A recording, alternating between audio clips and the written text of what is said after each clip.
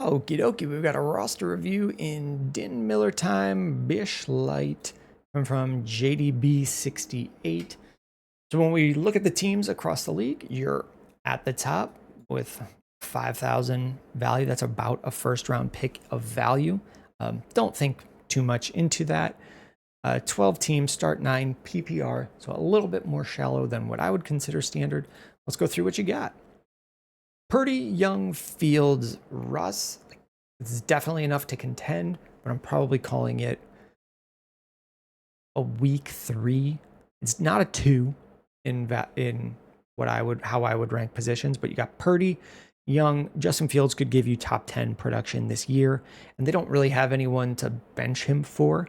It's totally possible Justin Fields isn't playing for the Jets next year. I think his deal was 2 years, $40 million, but it could easily just become a 1 year, $20 million, and then $10 million for the next year where they would cut him.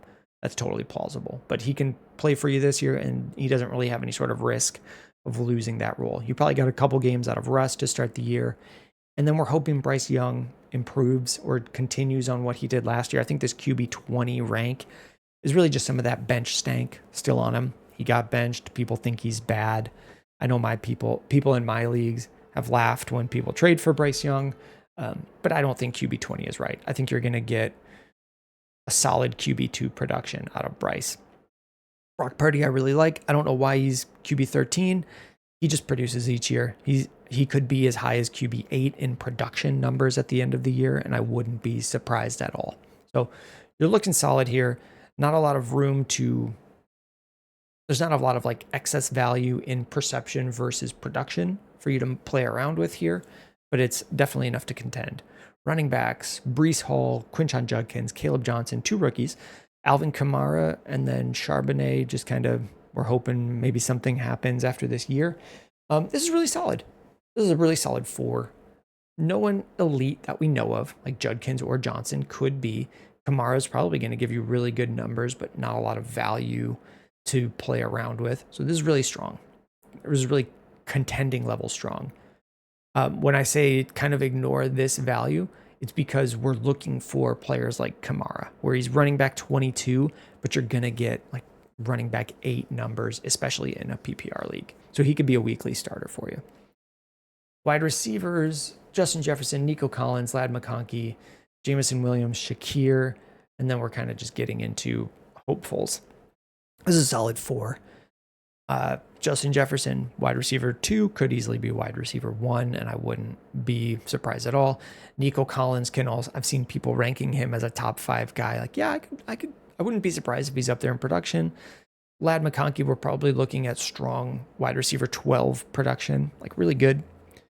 Jameson Williams, I've made some videos about him before. I don't understand the hype on him, like this wide receiver 22 number. The other guys around him are guys like Jordan Addison, who outproduces him every year and is younger.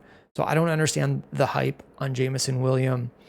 People talking about how everyone in Detroit is going to get better. Like, there's no room for them to get better.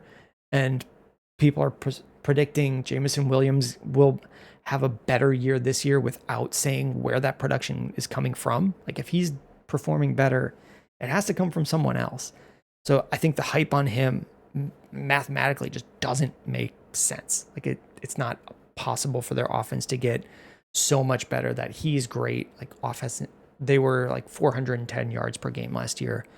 430 would be an obscene number for an offense to be like. There's just not room for the Detroit Lions to get that much better for him to become wide receiver 22. Maybe someone gets hurt in that offense and he steps up, but I'm not really buying at this price. So if you could sell him at that price, I totally would. Like, if you could do Jameson Williams on a first and just put Drake London on this team, that'd be great. All right, tight ends, you're looking good. This is a solid 3. George Kittle and then Burton Strange will play a week for you unless Kittle gets hurt. You're probably going to have top production. Like, this is where the tight end 6, you're going to get better production than tight end 6, but you're only going to get it for 2, maybe 3 more years. I made a video recently on TikTok about George Kittle, about what I think of him, for more information on that. So this is definitely a contending team.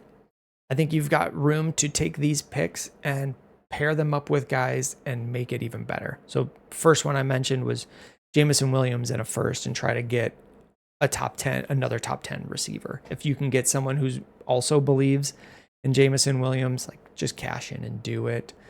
Look at other teams and kind of see where they are compared to you. So the second place team is going to get most of their value from Gibbs. Again, like that might take a slight step back with the Lions.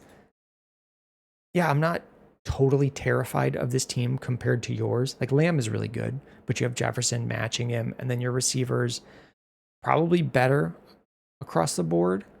He's got more hopefuls down here. Running backs, I'd say you're really strong in comparison to him. Let's take a look at your starting lineup and just kind of count that out and see where we're at. Oh, start 9. Purdy and Young, Fields, like you're going to have, okay, probably two. If it's Purdy and Fields both giving you top 10, top 12 production, like that's good. Breece Hall, Judkins, or Breece Hall and Kamara, and then we're hoping that Judkins and Johnson become guys, but they're probably not weekly starters for you. Johnson, Jefferson, Collins, McConkey, that gets you to 9. So you definitely have room to get Jamison Williams off this team and start consolidating. If someone believes in him, get him out of here. You could also like move a running back with a pick and see what kind of wide receiver that can tier you up to. I'd be looking to move some of the value here that you have in running backs just into strong young receivers. I mentioned Drake London. You already have Nico Collins, JSN. This guy could definitely see him moving JSN to get a running back. I would consider doing something like that. He may feel like he's desperate at running back, and you can get a little bit more from him. If he believes in one of your young quarterbacks, and you could get Dak Prescott in that deal as well, Dak Prescott's really, really going to outproduce this QB22 value. When he plays and he's healthy, he's going to put up like top 6, top 8 numbers, and that could help push you closer to a championship. Those are some of the moves I would be looking to make. But strong team, looking good. We'll wrap it up there.